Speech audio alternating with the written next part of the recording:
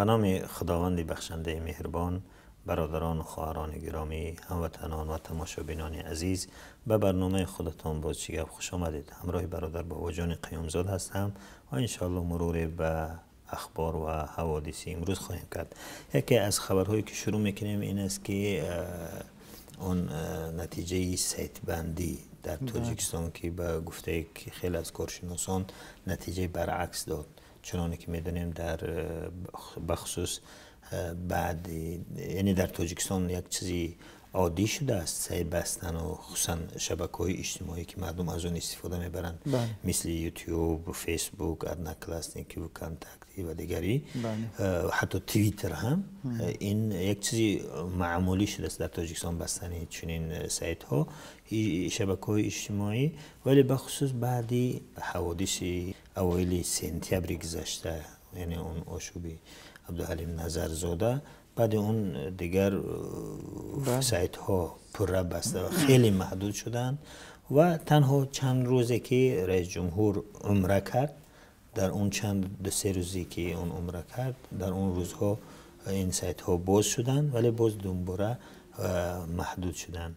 بسیاری از کارشناسان میگویند که مردم وقتی که حکومت سایت ها رو بستن سایت ها رو شروع کرد، مردم از پشت دیگر بدیل ها رفتن که با چطور با اون راههایی که فیلتر شکن هستن و دیگر وی پی این و این انونایمایزر به اصطلاح همون تیرزه ها رو باز کردن. همون تیرزه ها رو، یعنی در رو بستیم و تیرزه ها رو باز کردن، همون است. یعنی مردم دیگر عادت کردن و حتی این خانم پروینه عباد آورده و نماینده انجمن شرکت های دسترس کننده اینترنت به آزادی گفته است که استفاده برندگان شبکه فیسبوک تنها موقتا در تاجیکستان کاهش یافته بود، اما با گفته او حال استفاده برندگان این شبکه در تاجیکستان حتی بسته بودن اون را فراموش کردن. این مردم دیگر از راه وی پی این و این انونایمایزر رو دیگر راههایی که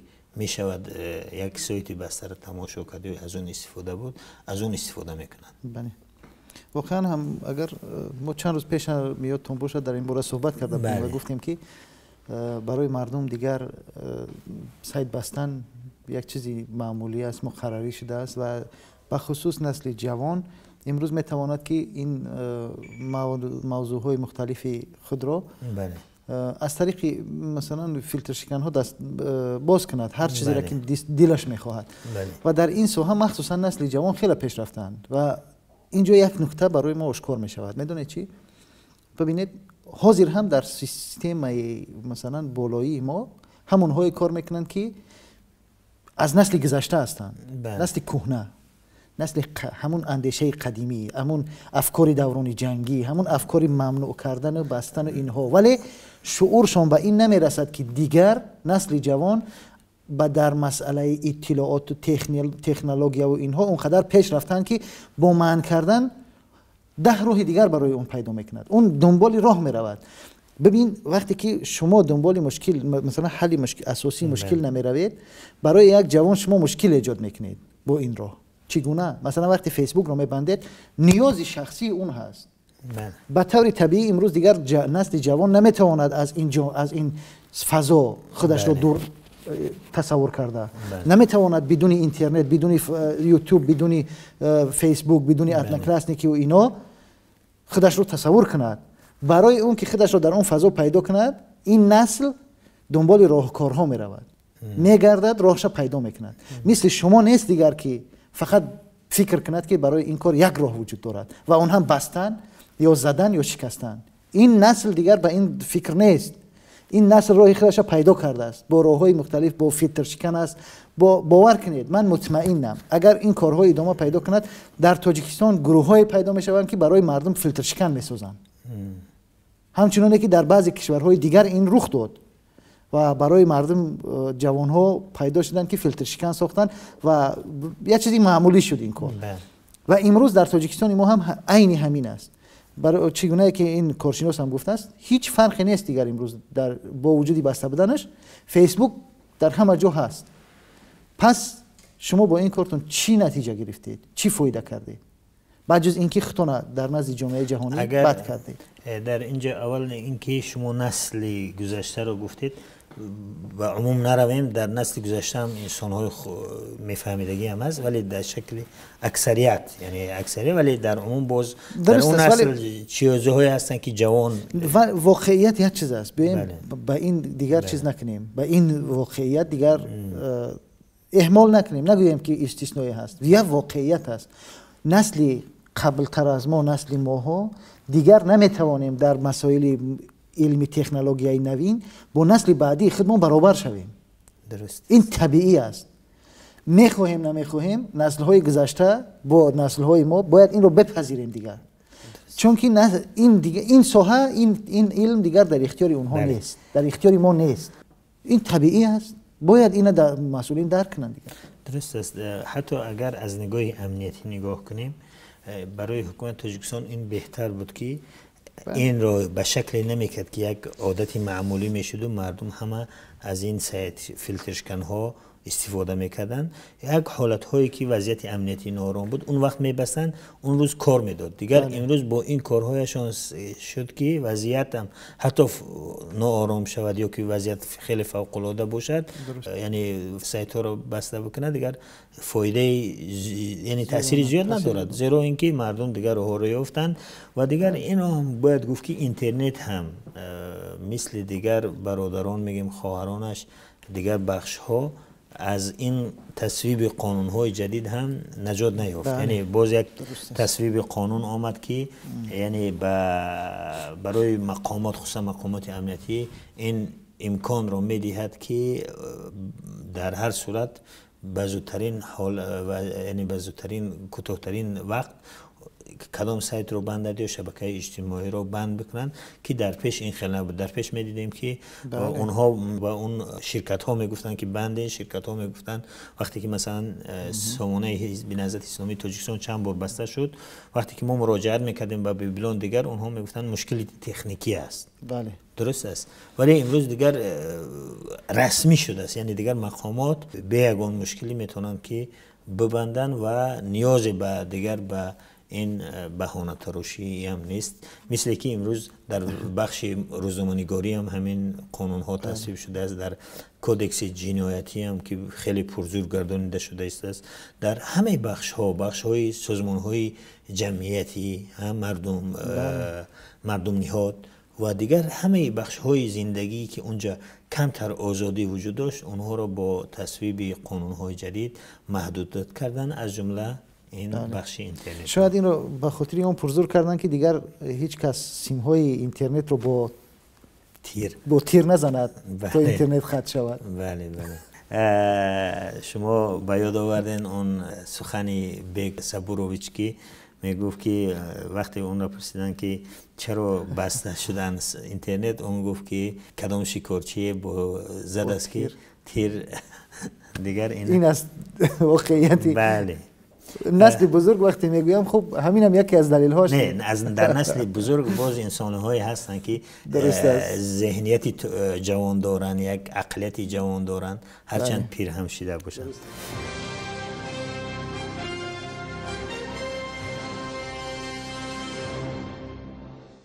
ادوکت زید سعیدوف، اون سیاستمدار و صاحب کاری موفق تاجیک، گفته است که مصادره اموال منازل نزدیکان زید سعیدوف به نهایت بی‌رحمانه است.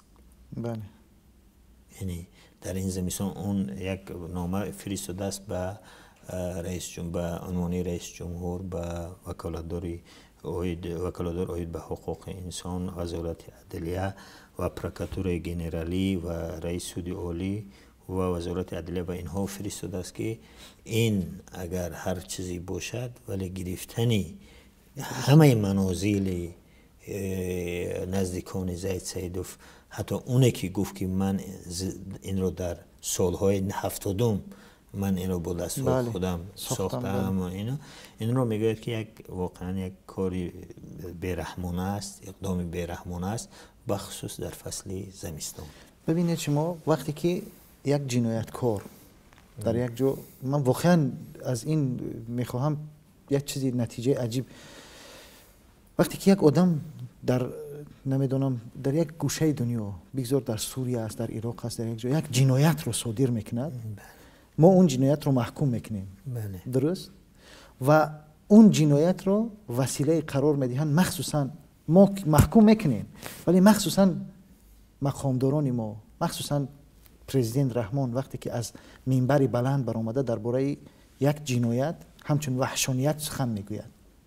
ما درباره جنایت های دولت اسلامی که مثلا به نام دولت اسلامی بعضی ها سخن میگویند، اینها همیشه وحشانیت میگویند. درست؟ بله. تمام اینها رو یک چیزهایی میارن مثلا برای خودشون یک استفاده میکنن، با اینها رو یک وسیله تبلیغاتی ضد مخالفین خودشون قرار دادن و اینها رو به این ربط میدن که مخالفان اگر بیایند، اونها اگر بیایند در اینجا انا همین کار رو میکنن، در حالی که اونها خودشون عین همین کار را بدتر از اون کرده ایستادن. مثال عادی همین است. درست؟ شما تصور کنید در کجای دنیا در هیچ جنگ، حتی اسیر جنگی، درست؟ اسیر جنگی رو نمیگیرند و این وحشانیت مجازات کنند. اسیر حقوق‌هایی دارد. اگر یک نفر در کجای دنیا شما دید، در تمام دولت ها رو بینید، وقتی که یک نفر جنایت میکند خانواده او، نزدیکان او مجازات نمیشوند.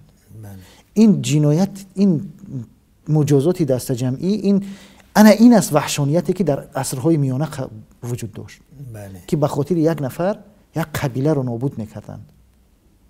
عین همون کار امروز در تاجیکستان ما وجود دارد. این وحشانیت نیست؟ در حالی که این وحشانیت را کی انجام میدهد؟ بیگناه هم هست. بیگناه هم هست. جنایتکار باشد اگر این شخص، در اون حالت هم اجازت نیست که چنین. بله، حتی اگر جنایتکار باشد اجازت نیست. و جواب خودش رو خودش باید بگوید، نه اینکه نزدیکان و فرزندان و خویش و نزدیکان او.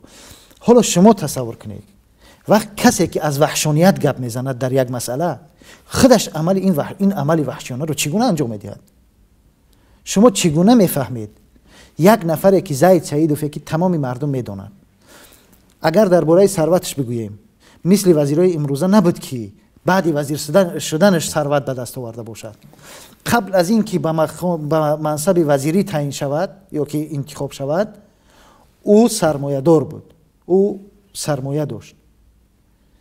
ولی اونهایی که امروز خود پرزیدنت در جلسه میخیزاند با آشکارا میگد که شما یک بار ببینید که چی بودید، چی داشتید و حالا چی دارید، اونها امروز کار میکنن آزاد.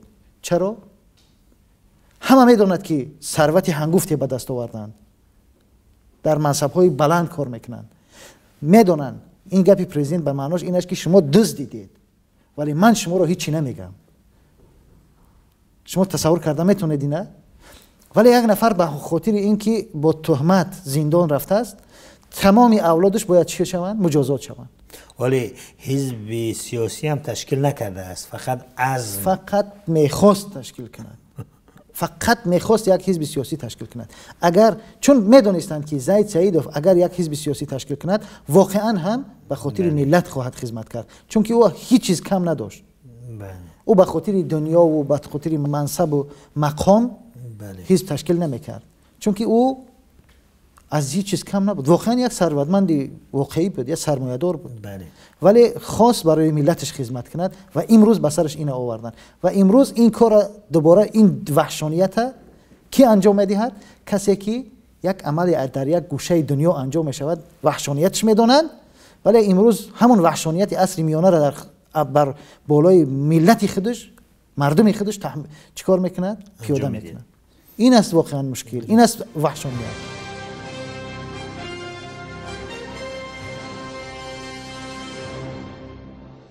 خبر دیگری که داریم این است که در روز جهانی حجاب، یعنی یکمی فوریه که با تشبوسی این خانومی بنگلادش تبار مقیم امریکا که این روز از 2013 روز یکمی فوریه روز جهانی حجاب اعلام شده است، در این یک حجابدار تاجیک بر خبرگزاری آزادگان میگوید که حجاب را برای خدا پوشیدم نه برای خودنمایی.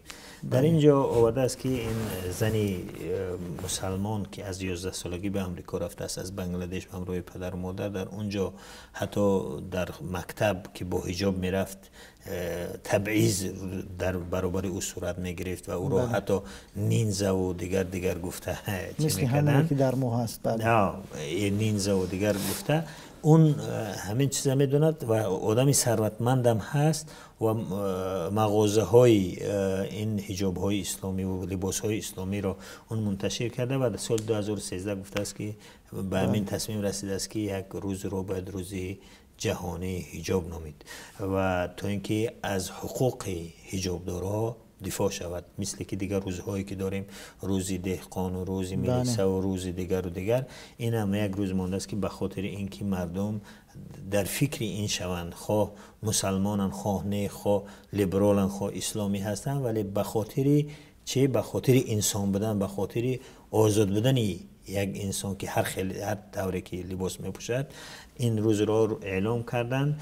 و چی طوری که میدونیم چند پیش بهرام شریف زاده گفتند که سردار ریاست امور داخلی ولایت ختلان که ما بیش از 1700 زن رو وادار کردیم که از حجاب دست بکشند و این صحبت بهرام شریف زاده در رسانه‌های خارجی خیلی بازتاب یافت و بخصوص اونی که گفته بود که حدوداً 13,000 ریش رو تراشیدیم دیگر و ترتیب آوردن.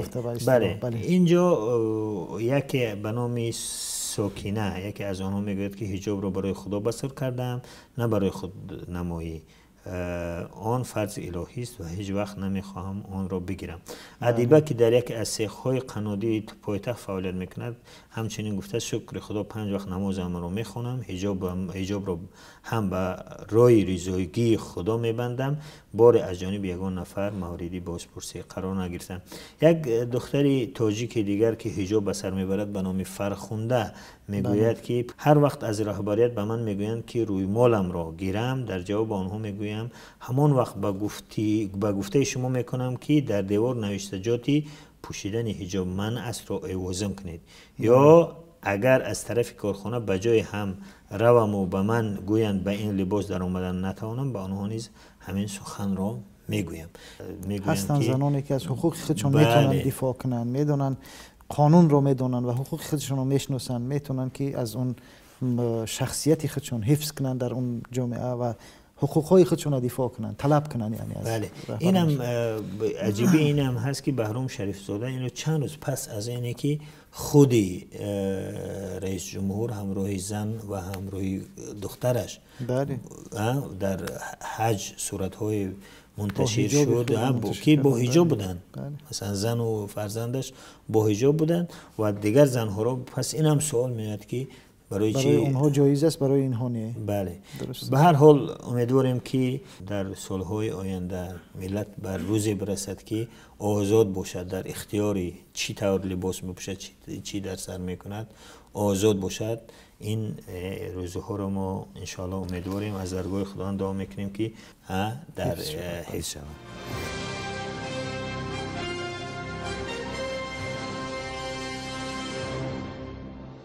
خبر دیگر این است که باز میم تاجیکستان در شاخص آزادی اقتصادی 2016 که از طرف بنیاد میراث امریکا هریتیج فاوندیشن که از امریکاست، تاجیکستان را گفته است که اصلا ناآزاد است. تاجیکستان در زمینه اقتصادی اصلا ناآزاد است و پسترین، یعنی یکی از پسترین کشورها و عقب‌ترین کشورها در آزادی های اقتصادی است. این هم ادامه همون محدودیت هایی که در دیگر چیزها بود، در دیگر ساحه ها، از لحاظ سیاسی و آزادی بیان اینها. حالا اقتصاد هم همین است. ببینید وقتی که یک کشور به سوی دیکتاتور حرکت میکند، معمولا تمام جنبه های حیات در اون محدود میشوند، ناآزاد میشوند و اقتصاد هم جزئی اون است. چگونه که همه میدونند اکثریت اقتصاد کشور در اختیار یک گروه افرادی هست که نزدیکان شخص اول کشور هستند و یا که منصبدارانی هستند که بگونه به اون خانواده ارتباط دارند.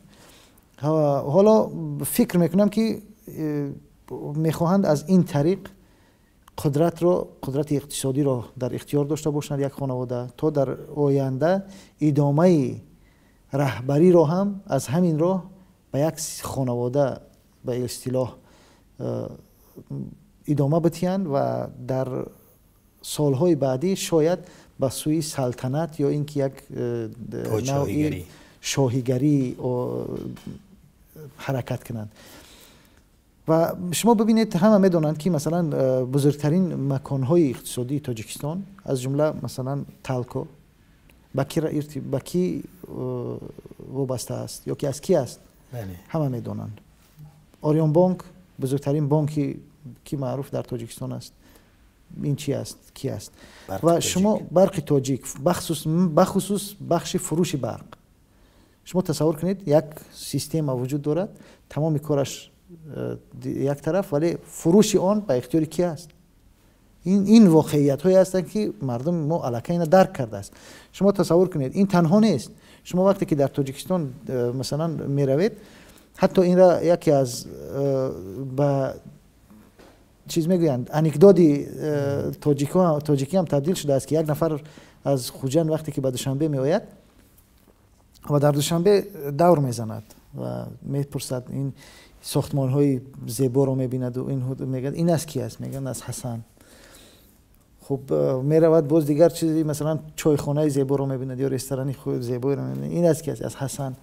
فلان چیز این است کی است؟ از حسن. بعد یک کمی فکر میکند و میگه که خیریت حسینش نبوده است یا حتی با این چیزها رفته است این واقعیت های ما، ولی مردم دیگر اینو درک کرده است.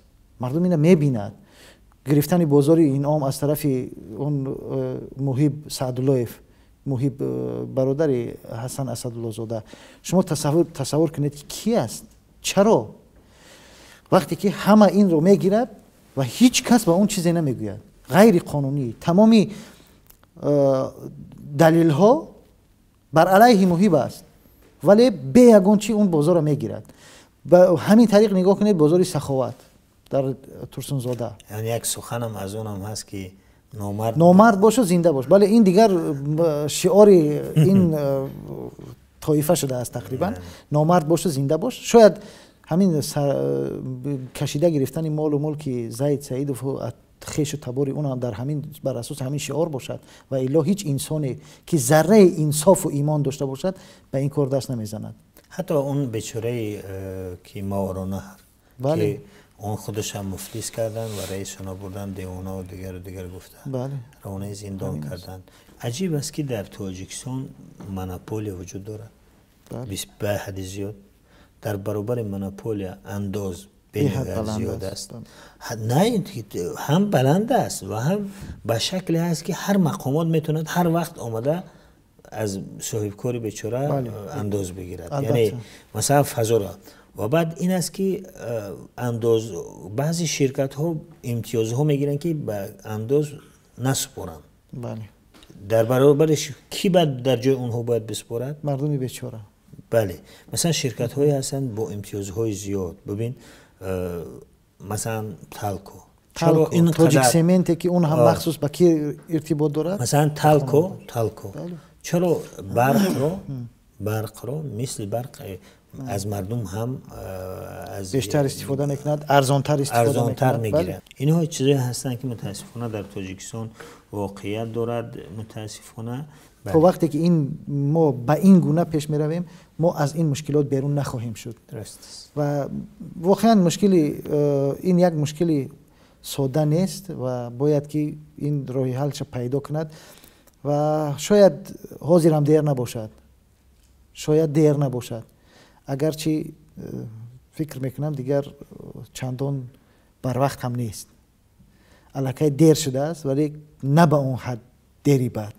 شاید یک فرصت دیگر داشته باشند اگر روی این فکر کنند که بیایند و به مردم آزادی هاشون بتیان.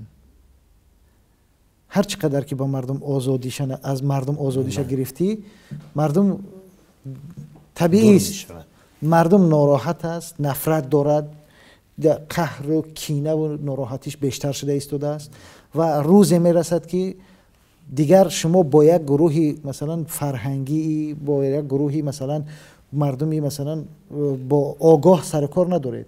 با روز میرسد که این مردم دیگر تحملش تمام می شود، صبرش تمام می شود، دیگر نفرت کینه جای تمامی گذشت و تمامی نمیدونم محبت حتی دلسوزی را میگیرد و اون وقت است که برای شما دیر می شود، اون وقت است که مشکل می شود. واقعا هم سرنوشت قذافی را ببینید برای خودتان عبرت بگیرید.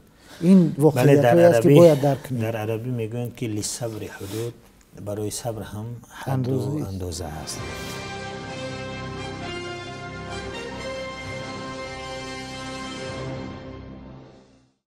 خبر اخیرانی که هست این است که 4 سازمان ژورنالیستی در تاجیکستان از پیشنهاد تغییرات الهه با قانون مطبوعات ابراز نگرانی کردند. رئیس زینت الله اسماعیل زاده، رئیس اتفاق ژورنالیستان تاجیک، نوردین قارشیبایف، رئیس اساسیاسیون ملی واسطه های اخبار عامه مستقل تاجیکستان، خورشید جان نیازوف، رئیس شورای واسطه های اخبار عامه تاجیکستان و شهلا اکابر، رئیس تشکیلات جمعیتی خامه، اینها در با یعنی مشترکاً نامه نوشتند و از الهه ها و تغییراتی که قصد دارند به قانون مطبوعات وارد کنند اظهار نگرانی کردند و آنها گفتند که این کار محدود میکند یعنی رسانه‌های مستقل را و نباید چنین شود. برای همین میگوید که به خاطر حفظ معیارهای سرقانون جمهوری تاجیکستان از حکومت جمهوری تاجیکستان و مجلس عالی جمهوری تاجیکستان درخواست می‌کنیم که از قبول تغییرات پیشنهاد شده خودداری نمایند، یعنی این را تصویب به تصویب نرسانند. کلا به فضای مطبوعاتی کشور نگاه کنید. امین جان گلمرادزاده بر چه اساس امروز زندانی است؟ یک بار بیایم فکر کنیم. اینو درک میکنن اینا علاقه به خاطر اینکه یک شهادتنامه تولد در زمان پدرش گویا که نادرست گرفته است. به جرم پسر امروز در زندان است. تصور کرده میتونید شما؟ ولی شما یک واقعیت ببینید، وقتی که با بهانه کیم اصلا گوش نشنیده مثل همین که در سالهایی که این کودک 2 ماهه یا 6 ماهه بوده است به خاطر جنایتی که در 6 ماهگیش پدرش گویا صادر کرده است، امروز باید مجازات شود. عین این بلاها رو بر سر ژورنالیستان کم نآوردند. یا اینکه از ماجرایی که از کی بود، پسری حکومت بود، از گازیت امروز نیوز درخواست خسارت کرد. دادگاه هم به نفع اون رأی داد. امروز هم مصیبتی کم ندارن ژورنالیستان بیچاره ما. امروز هم حقوق اونها را اونقدر پایمال میکنن، اونقدر فشارشون میارن که حد کنار ندارد. با این چیزهایی که اضافه میکنن، یعنی این اصلا از بین بردن آزادی یا اینکه از بین بردن مطبوعات مستقل، از بین بردن رسانه مستقل، تصویب شدن این به همین معنا است این قانون. و این را تمام ژورنالیستان خوب درک کردن و این است که امروز صدا برآوردن و میخواهند که از حقوق خودشون دفاع کنند. اگرچه من باور ندارم که پارلمان ما کمترین مخالفت در این قانون داشته باشد، چون که پارلمان ما هر چی را قبول میکند که دستوری باشد. این پارلمان نیست اصلا، این یک گروهی منصوب شده از طرف یک توده هست که باید که دستورهای اونها رو عملی کنند. تمام. با هر یک کاری که دیگه یک گروه میکند اینها شرعیت میبخشند و اصطلاح مشروعیت میبخشند. همین انصافا بیا ببینیم اگر بعد بستنی حزب نهضت یعنی بعد سپتامبر ببینیم قانون ها خیلی زیاد شدن، یعنی تصویب قانون ها که در محتواشون محدود میکنن، اوضاع محدود کننده آزادی ها هستن خیلی زیاد است. یکی از همین تغییر الهه ها هم همین است که با پروکاتور گنرالی و پروکورورهای وابسته او این پروکاتور یعنی امکانیت میدهد که حتی در بازداشت یک رسانه دست داشته باشند، یعنی میتونند که بازداشت کنند یک رسانه را از فعالیت. یعنی این هم مثلا یعنی برای دیگر آسان می شود که یک هر یک بهانه کوچک میتونه دیگه یک نشریه یا یک سامانه رو ببندد. همین است دیگه. هر یک پروکوروری که مثلا پروکوروری در ولایت ختلان اگر چیزی برای او مثلا پسند نمیآید میتونه که یک سامانه رو ببندد دستوری بستن یک سامانه ربطیت یا یک نشریه ربطیت، همین است معناش. آیا واقعا این مشکل نیست؟ بله، یعنی ببین ما در سالهای 2000 بعد ما در آسیای مرکزی در زمینه آزادی ها، در آزادی ها یک جایگاه خاصی را داشتیم. بله، هرچند بعد قرقیزستان بودیم ولی به هر حال بهتر از قزاقستان و ازبکستان و ترکمنستان بودیم. ما داریم امروزها در زمینه آزادی، چه آزادی بیان باشه، چه آزادی دینی باشه، چه آزادی حتی اقتصادی هر چیزی که باشد، ما داریم آهسته به دنبال که میریم ازبکستان و ترکمنستان و شاید در بعضی جا باز هم بدتر از اون باشه. که متاسفانه این نشانداد خوب نیست، این پیامدهای خوب هم ندارد.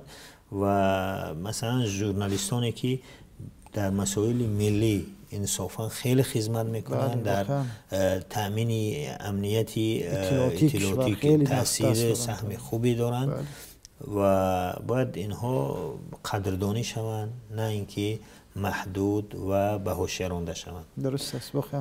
این بود برنامه بازیگپ. برادران گرامی و خواهران عزیز و هموطنان گرامی، تا برنامه بعدی خدا حافظ و مددگار شما باشد.